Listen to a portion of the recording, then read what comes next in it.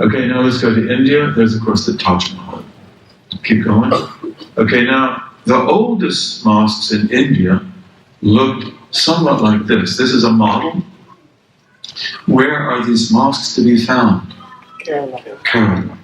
Okay, in Western India. And Islam comes to Western India really early, in the days of the successors. So these are mosques that were built by the successors, the Tabi'een. And again, they're based on cosmic mountains. A little bit different, but it's still a cosmic mountain. And I've seen about 13 of them. And they're really beautiful, really beautiful. And again, they don't jar with the local culture. They don't make a statement against the local culture. And these are the Salaf who did that. Let's keep going. Okay, now this is the Taj Mahal.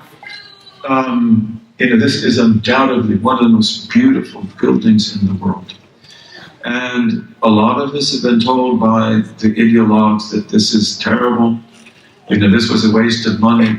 They're not really wrong. But the thing is, this is politics.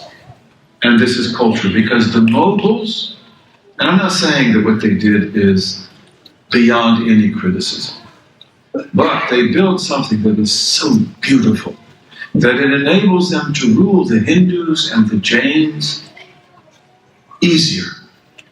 That's very important. That's very important. And again, what is the logo of India if it's not the Taj Mahal?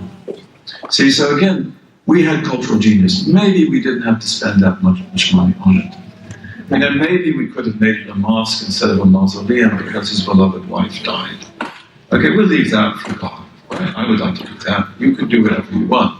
But still, cultural genius.